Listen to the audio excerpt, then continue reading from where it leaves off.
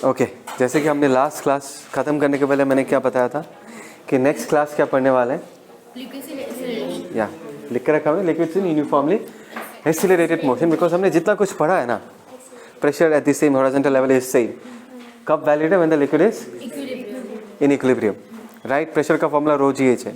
कब वैलिड है? Only if the liquid is in equilibrium, right.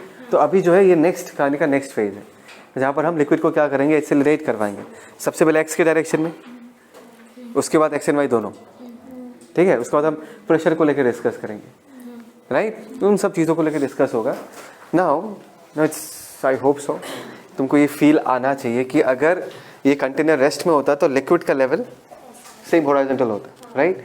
But अगर मैं इसी कंटेनर को ए एक्सेलरेशन से आगे की तरफ भगा दूँ, किधर भगा रहा हूँ? Towards the positive x axis, right. अगर आगे की तरफ बढ़ाऊंगा तो what will happen to the liquid? The liquid will go back, पीछे चढ़ जाएगा, just like a pendulum in a cabin.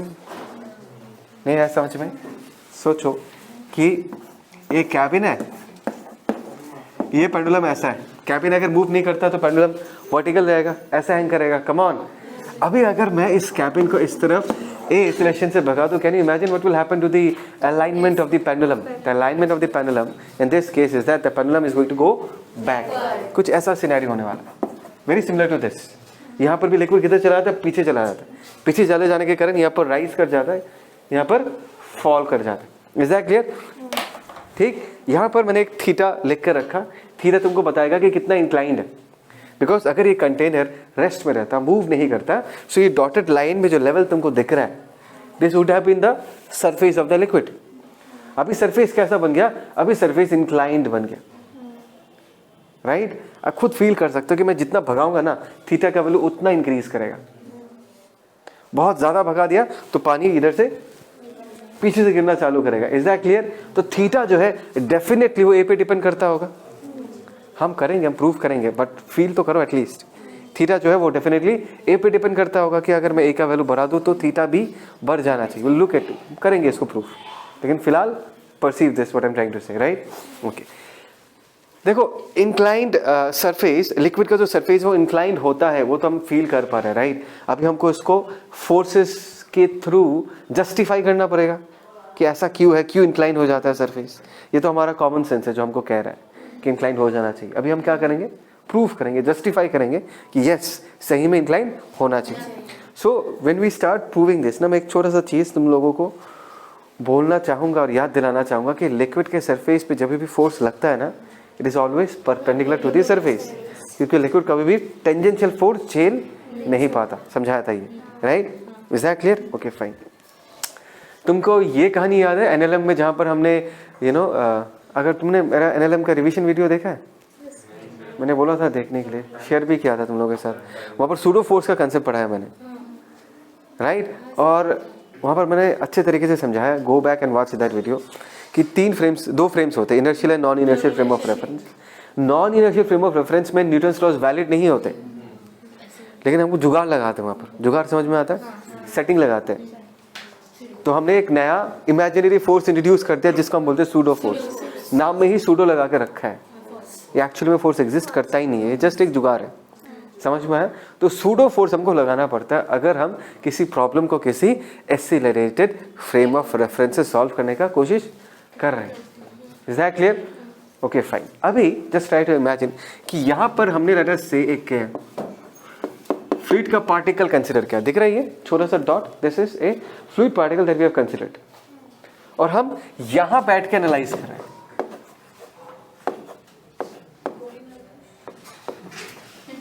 यहां बैठ के एनालाइज कर रहे हैं, मतलब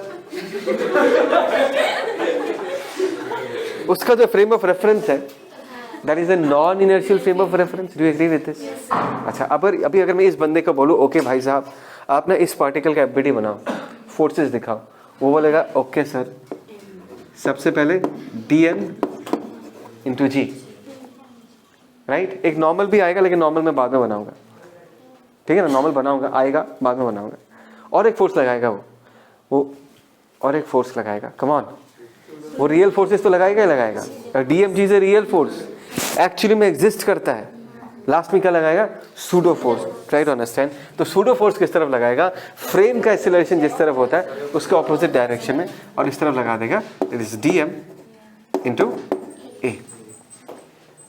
इज दैट क्लियर? ओके, अभी मैं थोड़ा सा अलग से बनाता हूं। यहां पर कितना आ गया, that is dm into a. यहां पर कितना हो गया भाई साहब, dm into g. Is that clear? तो इन दोनों का रिजल्टेंट किस तरफ होगा, समवेयर अलोंग दिस डायरेक्शन होगा कहीं पर, लेकिन यहां पर होगा कुछ, इसका resultant. Is that clear? So can I say this is the resultant force acting on the liquid. भाई लिक्विड को तुम जिस तरफ प्रेस करोगे उसी तरफ नॉर्मल आएगा, इसलिए मैं नॉर्मल बना नहीं रहा। पहले तो मैं ये देखना चाहूंगा ना कि इस लिक्विड पार्टिकल पे प्रेसिंग फोर्स किस तरफ लग रहा है। Is that clear? तो मैं ये कहना चाहता हूं कि ये जो लिक्विड पार्टिकल है इसमें फोर्स ऐसा लग रहा है, तो ये जो फोर्स है इसी फोर्स के साथ 90 डिग्री बना के तुम्हारा लिक्विड सरफेस अपने सरफेस को अलाइन करेगा। लिक्विड का सरफेस पे अगर फोर्स लगता है, that force is always perpendicular to the liquid surface. Is that clear? अब इसको रिवर्स कर दो, उल्टा कर दो। मैंने बोला फोर्स हमेशा लिक्विड सरफेस के परपेंडिकुलर लगता है, अभी मैं क्या बोलूंगा, फोर्स तो दिख रहा है, ये है ना रिजल्टेंट फोर्स, तो लिक्विड सरफेस का अलाइनमेंट कैसा होगा, परपेंडिकुलर टू दिस फोर्स। मैंने जस्ट उस लाइन को उल्टा करके अप्लाई किया। मैंने बोला फोर्स हमेशा लिक्विड सरफेस के परपेंडिकुलर होता है। सेकंड टाइम में मैंने तुमको फोर्स दिखा दिया, देखो ये फोर्स है, तो लिक्विड सरफेस की इस डायरेक्शन में होगा। तुम क्या करोगे, उस पर्टिकुलर फोर्स के परपेंडिकुलर डायरेक्शन में लिक्विड सरफेस बनाओगे। Is that clear? तो अगर रिजल्टेंट फोर्स ऐसा है तो इसके इस डॉटेड लाइन, इस डॉटेड एरो के परपेंडिकुलर अगर हमको और एक सरफेस बनाना है, वो कैसा होगा, ऐसा होगा ही नहीं। बात समझ में आ रहा है? और यही जो है ये हमारा क्या है, लिक्विड सरफेस है, and it aligns itself in such a manner such that the resultant force is at an angle of what, perpendicular to the surface of the liquid. मैंने जस्ट उसी कंसेप्ट को रिवर्स करके apply किया है। Liquid बनाते थे उस पर हम फोर्स परपेंडिकुलर बनाते थे, हमने उल्टा क्या किया, फोर्स ऑलरेडी हमारे पास है, जिधर हमने लिक्विड सरफेस कैसा होना चाहिए, उसके परपेंडिकुलर होना चाहिए। ये कंसेप्ट यूज करके इस लिक्विड सरफेस को बनाया। बोलो किसी को कोई शक इसमें? क्लियर है पूरा कंसेप्ट, समझ में आया? सो देखो ऑब्वियस है कि अगर ऐसा फोर्स होता है ऐसा होगा liquid surface. So that is the reason ये लिक्विड सरफेस ऐसा है, बिकॉज रिजल्टेंट फोर्स के क्या होना पड़ेगा, इसको परपेंडिकुलर होना पड़ेगा। Is that clear? अभी खुद सोच के देखो। अच्छा चलो ठीक है, कुछ वैल्यूज निकाल लें। तो ये थीटा है तो ये भी थीटा होगा, ये हॉरिजॉन्टल है ना, कम ऑन यार। अच्छा ये थीटा है तो ये 90 माइनस थीटा, ये 90 माइनस थीटा तो ये theta. So can you tell me tan theta कितना होगा? tan theta in this case is perpendicular by base. Perpendicular कितना होगा, dm इंटू ए। बेस कितना होगा, dm into g. dm dm cancel out हो जाएगा और यहाँ पर क्या बचेगा, a by g. So a का वैल्यू कितना होगा, that is g tan theta, है ना। अच्छा तो tan theta equal to a by जी। मैंने क्या कहा था, मैंने ये कहा था कि a का वैल्यू जितना ज़्यादा होगा लिक्विड उतना ज़्यादा चढ़ जाएगा, लिक्विड का इंक्लिनेशन उतना बढ़ जाएगा, थीटा का वैल्यू उतना बढ़ जाएगा। Is it proved from this relation? tan theta is proportional to what, a। Increasing decreasing function के बारे में सुना है? हाँ, tan theta is an increasing function. a का वैल्यू इंक्रीज करेगा तो tan थीटा का वैल्यू इंक्रीज करेगा, tan थीटा का वैल्यू इंक्रीज करेगा मतलब थीटा का भी वैल्यू क्या हो रहा होगा, इंक्रीज हो रहा होगा। चमका ही नहीं चमका? इंक्रीजिंग फंक्शन का मतलब क्या है, कॉस में क्या होता है, कॉस में एंगल बढ़ेगा तो कॉस का वैल्यू घटता है, लेकिन साइन में क्या होता है, थीटा बढ़ेगा तो साइन का वैल्यू भी बढ़ेगा। tan थीटा भी तो ऐसा ही है ना, tan थीटा का वैल्यू अगर बढ़ेगा तो थीटा का भी वैल्यू क्या होता है, इंक्रीज होता है। सिमिलरली मैंने क्या कहा, मैंने कहा कि अगर हम इसको जल्दी जल्दी भगाएंगे और तो a का वैल्यू क्या होगा भाई, इंक्रीज करेगा। ठीक, tan थीटा का वैल्यू क्या होगा, इंक्रीज करेगा। अगर tan थीटा का वैल्यू, यस tan थीटा का वैल्यू अगर इंक्रीज करेगा तो थीटा का भी वैल्यू इंक्रीज करेगा। फील करो, थीटा का वैल्यू इंक्रीज करने का मतलब क्या है, ये जो इंक्लाइंड सरफेस है वो और ज्यादा इंक्लाइंड होना चालू करेगा। Is that clear? ओके, अभी यहाँ पर हमने जो ये रिलेशन लिखा tan theta equal to a by g, ये सुपर इंपॉर्टेंट रिलेशन है, बहुत प्रॉब्लम्स में यूज होता है ये, समझ में आया? Is that clear? कोई डाउट किसी को? ओके। सेकेंडली हमने यहाँ पर ये सीखा कि लिक्विड सरफेस ऐसा इंक्लाइंड क्यों हो जाता है, क्यों हो जाता है, बिकॉज उसको हमेशा अपने आप को कैसे पोजीशन करना पड़ता है, always perpendicular to the resultant force. Is that clear? अच्छा ये एबीडी अब तक कंप्लीट नहीं है, बिकॉज यहाँ पर हमने नॉर्मल नहीं दिखाया। नॉर्मल किस तरफ होगा, इस पार्टिकल पर रिजल्टेंट फोर्स इधर है, पार्टिकल इक्विलिब्रियम में है, तो इस पर नेट फोर्स क्या होना चाहिए, 0 होना चाहिए। तो इधर अगर फोर्स लग रहा है तो इस तरफ नॉर्मल dn लग जाएगा। समझे मैंने क्या कहा? देखो normal is a post active force, mg is always active. तुम सो, तुम गाओ, तुम नाचो, तुम कूदो, mg तुम पे हमेशा लगता रहेगा।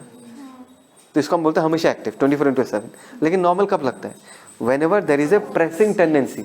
सबसे पहले प्रेसिंग टेंडेंसी आएगा, उसके बाद नॉर्मल आएगा। Tension is a post active force.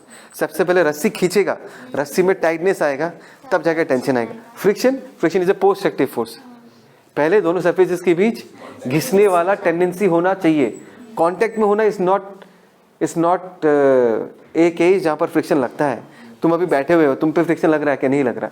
अभी इसको पकड़ के अगर मैं खींचूं तब बेंच से उस पर फ्रिक्शन लगेगा। मतलब दोनों सरफेसेस के बीच पहले क्या आना पड़ेगा, there has to be a tendency of relative motion, तब जाके क्या आएगा, फ्रिक्शन आएगा। तो ये सारे फोर्सेस को हम क्या कहते हैं? ये कोई ऑफिशियल वर्ड नहीं है, just to make you people understand. Post active free है, समझ में आया ना मैंने क्या कहा? एग्जैक्टली। तो नॉर्मल भी हम पहले हमने ये देख लिया कि किस तरफ दब रहा है, उसका ऑपोजिट में हमने नॉर्मल लगाया। बोलो बात समझ में आया नहीं है? Is that clear? तो दो चीज़ें सीखा हमने यहाँ से। ठीक है, जब लिखोगे अपने कुछ अगर इंपॉर्टेंट चीज़ है तो लिख लेना, ठीक है? Okay, pause. ठीक है, किसका ऑन किया? देखो यहाँ देखो, अभी नेक्स्ट कहानी इज वेरी ऑब्वियस, पहले बोल चुका हूँ, फिर से रिपीट कर रहा हूँ कि इस वक्त इस सिचुएशन में सेम हॉरिजॉन्टल लेवल पे प्रेशर सेम नहीं हो सकता। ये याद करो कि हमने क्यों कहा था कि सेम हॉरिजॉन्टल लेवल पे प्रेशर सेम होता था। हम क्या करते थे, एक लिक्विड का सिलेंडर लेते थे, फिर क्या बोलते थे, भाई लिक्विड का सिलेंडर तो मूव कर ही नहीं रहा, तो लेफ्ट हैंड साइड का जो फोर्स होगा राइट हैंड साइड का उतना ही फोर्स होगा, तो लेफ्ट हैंड साइड का जितना प्रेशर होगा राइट हैंड साइड का उतना ही प्रेशर होगा। And it is very obvious ना कि अभी तो तुम ये नहीं बोलोगे ना कि सर सिलेंडर रेस्ट में है, cylinder is moving along with the liquid, along with the container, with an acceleration of what? A। तो ये हो गया हमारा सिलेंडर। बोलो भाई, यहाँ पर फोर्स कितना लग रहा है? P1 into A। यहाँ पर फोर्स कितना लग रहा है? P2 into A। कोई डाउट किसी को? A क्या है? ये सिलेंडर का क्रॉस सेक्शन, समझ रहे हो ना? और इस डिस्टेंस को, इस लेंथ को हमने x मान लिया। तो ये हो गया हमारा FBD, फ्री बॉडी डायग्राम। अभी बारी क्या है, इक्वेशन लिखने का। इक्वेशन NLM भैया ने क्या कहा था? F net equal to what? ma। तो F net अगर हम लिखेंगे, एक्सीलरेशन अगर इस तरफ है, what is the net force? P1A minus P2A। ध्यान देना, P1A minus P2A, that is F net is equal to mass of the cylinder. भूलो मत, निकालेंगे हम। Let us say mass of the cylinder is what? m। And acceleration क्या होगा? a। Late us से liquid का डेंसिटी कितना है? Rho. Mass of the cylinder is इसका volume multiplied by its density. इसका वॉल्यूम, सिलेंडर का volume, cross sectional area into depth. अरे भाई याद तो करो। हाँ, तो क्रॉस सेक्शनल एरिया कितना है? a, डेप्थ कितना है? x। ये हो गया मास। तो यहाँ पर ध्यान से देखो, ma की जगह a x, सॉरी एक रो भी तो आएगा, इंटू रो इंटू क्या आ गया? a। सो यहाँ से हमने P1 माइनस P2, a को कॉमन ले लिया, a कैंसिल आउट हो जाता है।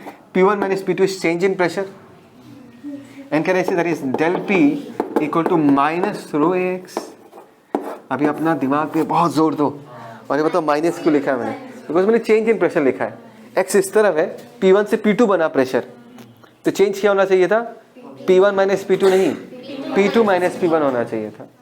तो मैंने इसको P2 माइनस P1 लिखा, इसके आगे माइनस लगाया और डायरेक्टली ये एक्सप्रेशन लिख दिया। तो चेंज इन प्रेशर का मतलब क्या है कि x की तरफ जाएंगे तो प्रेशर क्या करेगा? घटेगा। राइट? Is that clear? कितने से घटेगा? रो a x। एक काम करता हूं मैं, x को ना x नहीं लिख के डेल x लिखता हूं। मतलब del p is the change in pressure when we move a distance of what? Del x। Del x आगे जाओगे तो प्रेशर डेल p अमाउंट से घट जाएगा। किसी को कोई शक यहाँ से? बोलो भाई, डेल x डिस्टेंस अगर हम आगे जाते हैं तो प्रेशर डेल p अमाउंट से घट जाता है, माइनस साइन वही रिप्रेजेंट करता है। सो can I say in this case del p का डिफरेंशियल भाई कौन है? dp। Okay, minus rho a। Del x का डिफरेंशियल भाई कौन है? dx। तो क्या मैं इसको ऐसा लिख सकता हूँ? dp by dx is equal to what, minus rho a. बस अलग अलग फॉर्म तुमको दिखा के रखना ताकि तुमको कभी कंफ्यूजन ना हो। इसका मतलब क्या है, rate of change of pressure with respect to x is rho a. माइनस क्यों, बिकॉज एक्स के तरफ जाएंगे तो प्रेशर क्या कर रहा है, घट रहा है। हमेशा पता है रेट में प्लस माइनस का सिग्निफिकेंस मैं तुमको ऑलरेडी पहले से बता चुका हूं। अगर वो quantity for example y versus x है, d y by d x, अगर एक्स के साथ वाई बढ़ रहा है तो d y by d x का रेट पॉजिटिव आएगा। अगर एक्स के रिस्पेक्ट में वाई का वैल्यू घट रहा है तो d y by d x equal to हम नेगेटिव में लिखते हैं। प्रॉब्लम में भी यूज किया था, याद है तुमको, आर्ट का रेडियस घट गया था, डी आर वाई इसको -1% लिखा था, माइनस नहीं लिखो तो आंसर ही गलत आ जाएगा। कुछ याद आ रहा है ये सब चीज़ें, तो वही चीज़ फिर से मैंने वही लॉजिक अप्लाई किया। अब इसको तुम याद कैसे रखोगे, देखो फॉर्मूला वैसा ही है, रो ए की जगह जी होता था और ये एच होता था, अभी भी वैसा ही फॉर्मूला है, रो जी की जगह ए, एच की जगह एक्स। तो तुमको कोई नया फॉर्मूला सीखना नहीं है, सिर्फ एक छोटा सा चीज़, एक छोटा सा ट्रिक याद रखना है कि कब बढ़ता है कब घटता है। देखो डेप्थ के केस में तो समझ में आता है, फील आ जाता है कि हम नीचे जाएंगे तो प्रेशर बढ़ते जाएगा। हॉरिजॉन्टल डायरेक्शन में थोड़ा कंफ्यूजन क्रिएट हो सकता है, तो मैं तुमको बता के रख रहा हूँ। जिस तरफ एक्सीलरेशन है, किस तरफ है एक्सीलरेशन, राइट के तरफ, उस तरफ जाओगे तो प्रेशर घटेगा। मैंने नोट में लिखा हुआ है, देखो, along the direction of acceleration in horizontal direction the pressure will decrease। समझ में आया?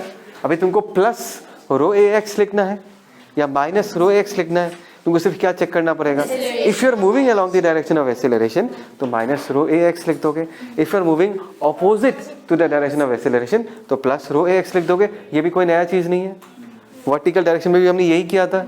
लिक्विड के अंदर चले जाएंगे तो प्लस रो जी एच लिखते थे, ऊपर चले जाते तो minus rho g h, same ही तो है। सिर्फ एक ही चीज याद रखना, क्या याद रखना निखिल, नहीं कब, सिर्फ यही याद रखना कि कब नेगेटिव लिखना है कब पॉजिटिव लिखना है। When you move along the direction of acceleration तब नेगेटिव लिख दो, बस ये लाइन याद रखना, ठीक है। तो ये हो गया तुम्हारा प्रेशर का डिफरेंस का कहानी बता चुका हूँ। आई होप सो तुमको समझ में आया। और एक इंपॉर्टेंट चीज़, बहुत बहुत बहुत इंपॉर्टेंट चीज़, ध्यान से देखो। तुमको वो क्वेश्चन याद है कि एक लिफ्ट ऊपर जाता है विद एन एक्सीलरेशन ऑफ ए, तो इस बंदे का अपरेंट वेट क्या होगा, जी इफेक्टिव लिखते थे, m g effective, m g plus a, याद है कुछ। एनएलएम में क्या आता है, वेट मशीन होता है, आदमी यहाँ पर खड़ा रहता है, तो पूछा गया कि वेट मशीन कितना रीड करेगा, वेट मशीन नॉर्मल रीड करता है ना, और जब ये रेस्ट में रहता है तो एन का वैल्यू बराबर क्या होता है, एम जी। जब मूव करेगा तो हम इसको जल्दी याद रखने के लिए जी इफेक्टिव लिखते हैं। जी इफेक्टिव कैसे निकालते हैं, हम यहाँ बैठ के प्रॉब्लम सॉल्व करते हैं, है ना। इसके पास ऑलरेडी एक जी पहले से था, ट्राई टू अंडरस्टैंड यार, जी पहले से था, और यहाँ बैठ के देखेंगे तो हमको एक्सीलरेशन एक नीचे की तरफ लगाना पड़ेगा, तो कितना आ जाएगा, जी प्लस ए। सो इस केस में जी इफेक्टिव की जगह हम क्या लिख देंगे, जी प्लस ए। कुछ याद आ रहा है, मैं फिर से इसको रिविजिट नहीं करूँगा, थोड़ा सा याद दिला रहा हूँ। अगर ये लिफ्ट ऊपर जाता, सॉरी ये लिफ्ट अगर नीचे जाता है एक्सीलरेशन से, तो जी इफेक्टिव का वैल्यू हम जी माइनस ए लिखते हैं। अभी हम फिर से वही कंसेप्ट यूज करने वाले हैं, बात समझ में आया, इज दैट क्लियर। देखो जब लिक्विड स्टैटिक होता था तब डाउनवर्ड डायरेक्शन में कितना एक्सीलरेशन होता था, जी, इज दैट क्लियर। तो एक्सीलरेशन जी की तरफ होता था, तो अगर हम इसी तरफ मूव करते तभी जाके प्रेशर चेंज होता है। अगर लिक्विड स्टैटिक होता तो हॉरिजॉन्टल डायरेक्शन में मूव करते तो प्रेशर चेंज नहीं होता, मतलब जिस तरफ जी है उसी तरफ एक्सीलरेशन क्या होगा, चेंज होगा। Is that clear. लेकिन अभी कहानी थोड़ा बदल गया, अभी जी के साथ साथ और एक एक्सीलरेशन भी आ गया, लेकिन कहाँ बैठ के देखेंगे हम,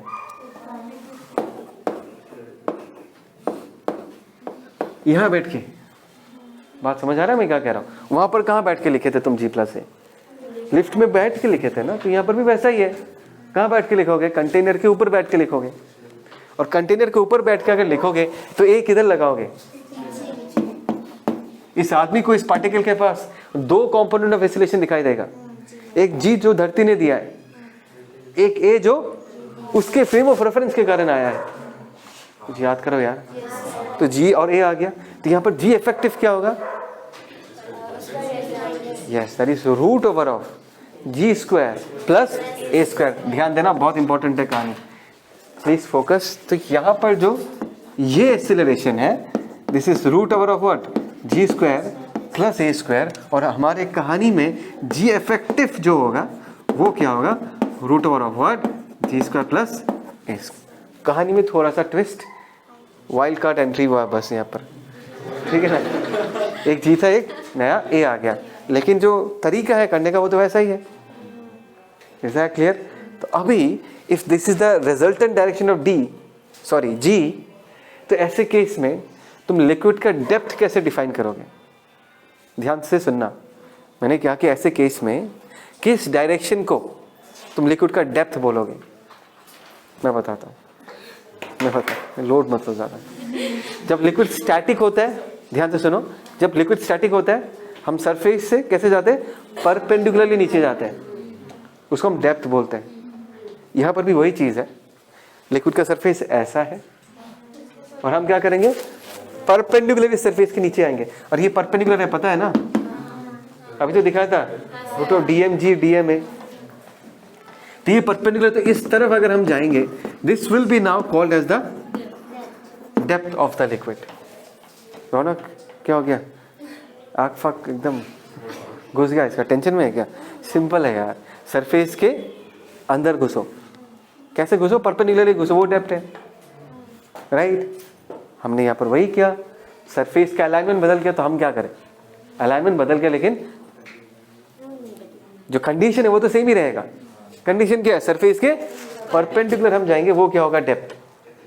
बात को समझो, ठीक है? अभी अगर मैं यहां से h डेप्थ, कितना डिस्टेंस, h डिस्टेंस नीचे आ गया, बहुत ही सिंपल है, जस्ट सुनते जाओ, h डिस्टेंस नीचे डेप्थ में आ गया, तो प्रेशर कितना होना चाहिए था? चलो इस केस में नहीं चाहिए, अगर लिक्विड स्टैटिक होता, टाइट ऑनेस्ट लिक्विड स्टैटिक होता, h डेप्थ नीचे जाते, इससे थोड़ा अलग होता है बिकॉज तब डेप्थ वर्टिकली होता।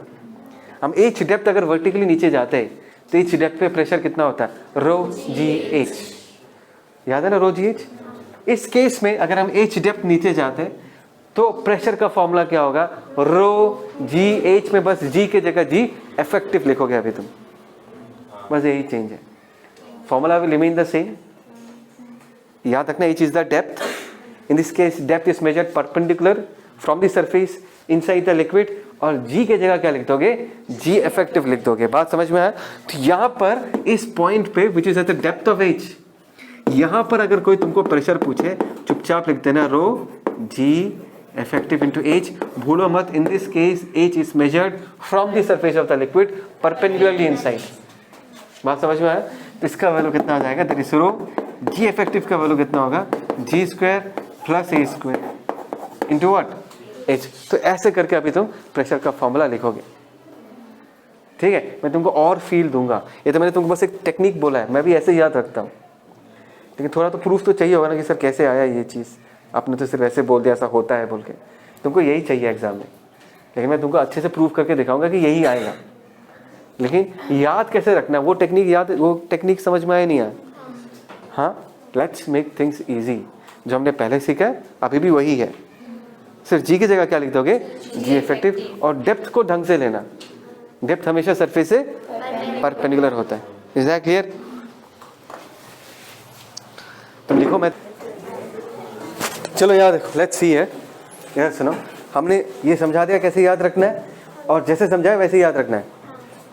अभी जस्ट मैं दिखा रहा हूँ कैसे आता है, इधर सुनो, देखो, चाहे मैं सरफेस से परपेंडिकुलरली नीचे उतर के इस जगह तक पहुंचूं, राइट, या मैं सरफेस से ये वाला रास्ता लेके यहाँ तक पहुंचूं, पहुंच तो एक ही जगह रहे ना, और इस जगह का प्रेशर क्या आना चाहिए, सेम आना चाहिए, whether I follow this path और दिस पिंक पाथ। इस पाथ को फॉलो करके कितना आता है मैंने डायरेक्टली तुमको बता दिया, करेक्ट? अभी हम क्या करेंगे, इस पिंक पाथ को फॉलो करके इस जगह तक पहुंचेंगे और ये निकालेंगे कि इस जगह का प्रेशर कितना है और इसके जैसे ही आना चाहिए। Is that clear? Now this pink path is vertical, उस तरफ एक्सीलरेशन कितना है, जी, कम ऑन यार, एच की तरफ एक्सीलरेशन कितना था, root over of g square plus a square था, लेकिन पिंक पाथ वाला रास्ता तो कॉमन है ना, हमने हर बार तो ऐसा ही किया था, जी की तरफ, राइट? तो यहाँ पर अगर मैं प्रेशर लिखना चाहूँ, ध्यान देना, यहाँ पर अगर मैं प्रेशर लिखना चाहूँ at this point, that is rho g h v, What is hv? hv is the vertical distance. और इधर h suffix v is the vertical distance, right? Do you agree that this angle will be theta? Angle made by the inclined surface with the horizontal is theta. Come on. और हमको ये पता है कि tan theta का value कितना होता है, a by g होता है. और ये टेक्निक तुमने सीखा या नहीं? tan theta is what? Perpendicular by base. तो ये कितना होगा? यहाँ से तुम cos थीटा, sin थीटा जो भी चाहिए निकाल सकते हो. अच्छा, अगर ये थीटा हुआ, can I say this is 90 minus theta? This is already 90 degree. तो can I say this is theta? Can you tell me the relation between pink वाला एच वी एंड व्हाइट वाला एच? ध्यान देना, ये hypotenuse है. This is the largest side. इस hypotenuse का vertical component is h. Come on, तुम्हारे मुंह में कॉन्फिडेंस नहीं है. cos थीटा क्या होगा? cos थीटा क्या होगा? Base by hypotenuse. ये बहुत गलत है. ऐसे करके तो ही नहीं निकालना पड़ता है. कंपोनेंट नहीं दिख रहा तुमको? पिंक वाले का ये वाला component H we cos theta should be what? H we cos theta should be H. तो ये ट्रिग्नोमेट्री हर बार यूज करने की जरूरत नहीं है तुमको. रिजॉल्व करना सीखो. You should be comfortable while resolving. H v का वैल्यू हम क्या लिख सकते हैं? H divided by what? cos theta. अच्छा, what is the value of cos theta? यहाँ से निकाल सकते हैं. cos theta is what? Base by g root over of what? A square plus g square. ठीक है ना. अभी हम एच वी के वैल्यू को एच के फॉर्म में एक्सप्रेस किया ताकि हम ये चेक करना चाहते हैं कि इस तरीके से और इस तरीके से जो प्रेशर आता है क्या वो सेम आता है या अलग आता है. अभी अगर हम यहाँ पर रो जी एच वी की जगह अगर हम ये पुट कर दे, कितना आएगा? H root over of a square plus g square divided by what? G g. You will get cancel out. तो हमको मिला क्या? Rho root over of what? A square plus g square into क्या मिला? देखो, both of them are what? Same. अभी ये तो तुम जानते ही हो पहले से. ये वाला ये तो पहले से करते आए हो. ये तो प्रूव भी किया मैंने. बात समझ में आता नहीं आता? देखो, तुम कोई भी रास्ता तुम अगर चाहते हो ना. अच्छा, ये तो मैंने बहुत नीचे बना दिया. मतलब हॉरिजॉन्टली भी आओगे, जैसे मैंने वर्टिकली उतरा, हॉरिजॉन्टली भी आओगे तो यही मिलेगा तुमको प्रेशर. क्योंकि चाहिए नहीं इतना तुमको, इसलिए मैं तुमको थोड़ा सा आइडिया देके रख रहा हूँ. Is that clear? तो सिर्फ एक ही चीज़ याद रखना है. डेप्थ किसको मानेंगे हम? Perpendicular to the surface. और जी इफेक्टिव कितना मानेंगे? Root over of a square plus g square in this case. फिर तुमको प्रेशर का एक्सप्रेशन लिख देना है. और ये तो जस्ट तुमको फील देने के लिए मैंने प्रूव किया है कि एक्चुअली में ऐसा होता है. क्या हो गया? समझ में आया नहीं आया? ओके ओके, बढ़िया. चलो इसको लिख लो. आयुष बिस्किट देना भाई. हो गया आयुष? Okay fine. हमने ऑलरेडी बेसिक्स पढ़ लिया. बस ये कुछ केसेस देखना है. जो सिखाया था वही रहेगा. यहाँ पर वेसल का जो है वो हॉरिजॉन्टल एक्सेलरेशन नहीं है. यहाँ पर वेसल का कैसा एक्सेलरेशन है? वर्टिकल एक्सेलरेशन है. सिंपल है. वही लॉजिक यूज़ करना है. जी इफेक्टिव निकालने के लिए हमेशा कहाँ पर बैठना पड़ता है? कंटेनर में बैठ के जी इफेक्टिव का वैल्यू बताना पड़ता है. Is that clear? अभी खुद सोच के देखो कि liquid subjected to vertical acceleration. अभी अगर मुझे किसी भी एच डेप्थ पे या किसी भी एच डेप्थ के डिफरेंस में प्रेशर डिफरेंस बताना है तो हम क्या लिखेंगे? प्रेशर डिफरेंस 2 पॉइंट्स लेटर से. This is level 1, this is level 2.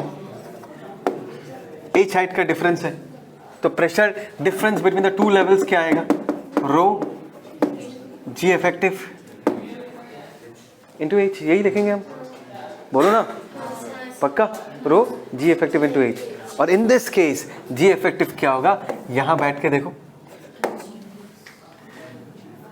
यहां पर जी ऑलरेडी नीचे की तरफ था.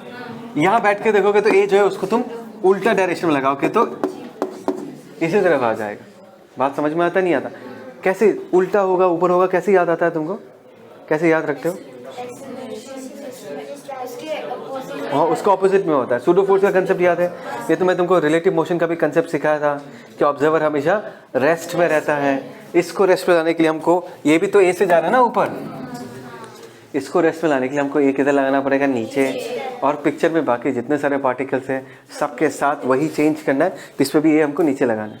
तो यहाँ पर जी इफेक्टिव की जगह हम क्या लिख देंगे? रो जी प्लस ए इंटू एच.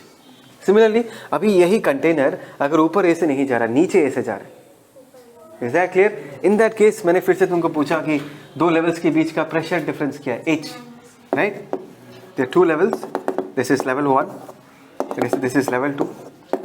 प्रेशर डिफरेंस क्या होगा? फिर से तुम डेल पी क्या लिख दोगे? रो जी इफेक्टिव इंटू H. सिर्फ तुमको यहाँ पर ध्यान जो रखना है वो जी इफेक्टिव का रखना है. जी इफेक्टिव अगर लिखना चाहूँ, जी तो इधर ही है, यहाँ बैठ के लिखूंगा तो ए ऊपर लगाऊंगा, इस पे भी ऊपर लगाऊंगा. और ध्यान से देखो मैंने यहाँ पर क्या लिख के रखा है कि जी का वैल्यू ए से बड़ा है, तो रिजल्टेंट किधर आएगा? नीचे की तरफ. That means the resultant will be in the downward direction. इसका वैल्यू कितना होगा? जी माइनस ए. और यहाँ पर जी इफेक्टिव की जगह हम क्या लिख देंगे? रो जी माइनस ए इंटू एच. किसी को कोई डाउट?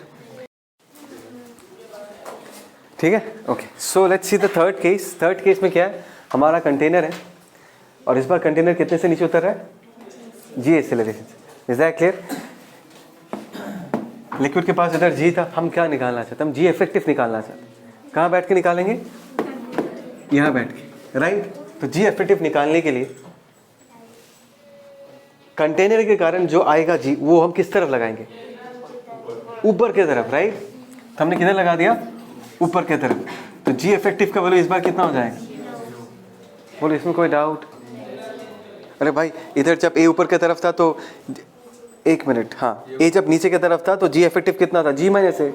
अभी ए का वैल्यू कितना हो गया? तो जी माइनस जी कितना हो जाएगा? 0. So G effective in this case is what? 0. So what will happen to the pressure difference in this case? Rho G effective into what? H. क्या आ जाएगा? 0. मैं यही कह रहा था कि अगर लिक्विड या कंटेनर फ्री फॉल करता है तो लेयर्स के बीच प्रेशर डिफरेंस एग्जिस्ट नहीं करेगा. मतलब अगर टॉप लेयर पे, if let us say this is open to the atmosphere, यहाँ पर अगर प्रेशर PA है तो H डेप्थ पे अगर प्रेशर पूछोगे, यहाँ पर भी प्रेशर कितना होगा? PA ही होगा, because pressure difference will not exist. कोई डाउट? पक्का? Okay. Let's see the fourth case. Fourth case में ये जो कंटेनर है, this is moving down with an acceleration A which is more than G. तो अभी अगर मुझे G इफेक्टिव निकालना है, G तो पहले से था, इसको रेस्ट में लाने के लिए ऊपर लगाएंगे, इस पर भी हमने A ऊपर लगा दिया. और यहाँ पर ये दिया हुआ है कि A का वैल्यू G से क्या है? ज़्यादा है. Is that clear? तो अभी G इफेक्टिव का वैल्यू अगर मैं लिखना चाहूँ, वो बेसिकली आएगा किस तरफ? ऊपर की तरफ आएगा, बिकॉज A का वैल्यू जो है वो क्या है? G से ज़्यादा है. और यहाँ पर हम क्या लिख देंगे? बात को समझो. इफेक्टिव G इफेक्टिव का डायरेक्शन क्या है? ऐसा है. याद रखना, यहाँ पर हमने इसको क्या करके रखा है? क्लोज करके रखा है. तो बेसिकली ये लिक्विड जाके इस सरफेस को क्या करेगा? प्रेस करेगा. Is that clear? पक्का समझ में आया? तो जैसे कि इस केस में हमने देखा G प्लस से इधर है, इस तरफ जाएंगे तो प्रेशर क्या करेगा? इंक्रीज करेगा. इस तरफ एक्सीलरेशन कितना था? G माइनस से, तो इस तरफ जाएंगे तो प्रेशर क्या करेगा? इंक्रीज करेगा. और यहाँ पर वैसे ही G इफेक्टिव किसकी तरफ है? ऊपर की तरफ है. तो मैं फिर से वही लाइन रिपीट करूँगा कि अगर हम इस तरफ जाते हैं तो प्रेशर क्या करेगा? इंक्रीज करेगा. That means in this case if we move upwards, pressure is going to increase, and if we move downwards, pressure is going to what? Is going to decrease. Is that clear? समझ में आया? पक्का? कोई doubt? मैंने क्या कहा? G effective जिस तरफ है उस तरफ जाओगे तो प्रेशर इंक्रीज करेगा. Is that clear? हमने जो कहानी एक वेसल के लिए बताया था, वेसल, जहाँ पर हमारे पास एक वेसल था, उसमें लिक्विड था, उसको हमने हॉराइजॉन्टली क्या किया? एक्सेलरेट किया. तो जो उसका जो इंक्लाइन, जो प्लेन सरफेस था वो इंक्लाइन हो गया. और तो कितने एंगल पे इंक्लिनेशन हुआ था? tan theta, that is equal to what? A/G. The same story will also be valid for this. तुम्हारे पास एक U-ट्यूब है, अगर ये रेस्ट में होता तो इसका लेवल ऑफ लिक्विड ऐसा दिखता, यहाँ पर और यहाँ पर सेम लिक्विड होता, तो दोनों हाथों में लिक्विड का लेवल क्या होता? सेम होता. अभी अगर इसी यूट्यूब को लेकर तुम आगे एक्सेलरेट करवा दोगे with an acceleration of A, so what will happen? एक हाथ में लिक्विड राइज कर जाएगा, दूसरे हाथ में लिक्विड फॉल कर जाएगा. Something like this. देखना,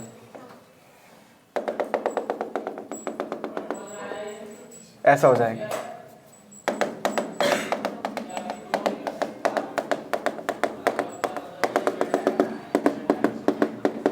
कुछ ऐसा हो जाएगा.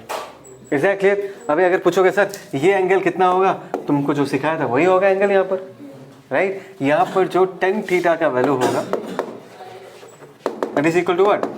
ए बाई जी। यहाँ पर मैं तुमको क्या सिखाना चाहता हूँ, मैं तुमको ये सिखाना चाहता हूँ कि प्रेशर इक्वेशन कैसे लिखते हैं, समझ में आया? So let us say this is point A, let us say this is point B, let us say ये हाइट जो है that is H1 और ये जो हाइट है that is H2। भूलो मत, pressure at the point B is equal to PA and pressure at the point A is also equal to what? PA, for the obvious reason that both the surfaces are open to the atmosphere। बात समझ में आए? तो हम अपना journey कहाँ से चालू करेंगे? यहाँ से इस तरफ उतरेंगे, इस तरफ जाएंगे, फिर वहाँ तक पहुँचेंगे। यहाँ से स्टार्ट करेंगे तो ए पॉइंट का प्रेशर कितना है? P A, atmospheric pressure. And then we are going vertically downward. इस तरफ का जी इफेक्टिव जी ही होगा। अरे vertically up and down move नहीं कर रहा, कैसे मूव कर रहा है? हॉराइजेंटली। वर्टिकली कोई एक्सेलरेशन है ही नहीं, कम ऑन। तो इस तरफ का जी इफेक्टिव क्या होगा? जी ही होगा। जिंटी कोई डाउट? मैंने कहा कि अगर यहाँ का प्रेशर पी ए है and if you go down H1 height, तो यहाँ पर प्रेशर का वैल्यू कितना होगा? P A plus rho g effective into h. मैं ये कहना चाहता हूँ जब मैं इस तरफ मूव करूँगा तो जी इफेक्टिव का वैल्यू कितना होगा? जी ही होगा। कोई डाउट? इसमें क्या डाउट हो रहा है? ठीक है, मैं फिर से एक बार बता देता हूँ। यहाँ पर एक्सेलरेशन किधर है? हॉराइजेंटल। जितना भी चेंजेस आएगा किधर आएगा? हॉराइजेंटल डायरेक्शन में आएगा। वर्टिकल में कोई मूवमेंट नहीं है, तो कंफ्यूज मत करना, कोई जी प्लस ए जी माइनस ए यहाँ पर नहीं आएगा। Is that clear? हम सिर्फ वर्टिकली उतर रहे हैं, स्टैटिक फ्लूइड पे जैसे करते थे इसमें भी ऐसा ही कर रहे हैं। वर्टिकल डायरेक्शन में the liquid is still static, vertical direction में the liquid is still static, vertically open up and down move नहीं कर रहा। तो सिंपल है यार, पी ए है, H1 डिस्टेंस नीचे चले जाएंगे तो प्रेशर क्या होता है? रो जी एच, और जी के जगह हम इस बार जी ही लिख देंगे, मतलब जी इफेक्टिव के जगह जी ही लिखेंगे, प्लस रो जी इंटू H1। अभी याद करो, मुझे ये भी बता कि तुम भूल चुके हो। मैंने तुमको ये बताया था कि जिस तरफ एक्सीलरेशन है हॉराइजॉन्टल डायरेक्शन में, उस तरफ जाएंगे तो प्रेशर क्या करेगा? डिक्रीज करेगा। तो हम यहाँ से इस तरफ जाना चाहते हैं, along the direction of acceleration, तो प्रेशर क्या करेगा? डिक्रीज करेगा। माइनस, फॉर्मूला सेम ही रहता है, रो जी के जगह हम लोग क्या लिख देंगे? ए, एच के जगह इस बार हम क्या लिख देंगे? एल। अब रेशा का दिमाग खराब हुआ। एक्सीलरेशन ये है ही नहीं इस तरफ, और हम इस तरफ ही गए, तो प्रेशर क्या कर रहा है? डिक्रीज। माइनस रो, एक्सीलरेशन कितना है? ए, रो जी एच, एच होता है, एच के जगह हमने क्या लिख दिया? L. Is that clear? Is that clear? अभी यहाँ तक पहुँच गए, उसके बाद हम किधर जाएंगे? ऊपर। ऊपर जाते हैं तो स्टैटिक लिक्विड जैसा ही देखना है, जी इफेक्टिव जी ही है। ऊपर जाएंगे तो प्रेशर घटेगा, रो जी, और यहाँ क्या लिख देंगे? H2। And finally we reach the point B, तो यहाँ पर इक्वल टू हम क्या लिख देंगे? PB, और PB को हम क्या लिख देंगे? PA। PA gets cancel out, और फाइनली तुमको ये रिलेशन मिलेगा, rho G H1 minus rho A L minus rho G H2 that is equal to what? 0। इस तरीके से इक्वेशन लिखेंगे। कोई डाउट? पक्का? सो आज यहीं पर ही कंक्लूड करता है, ठीक है?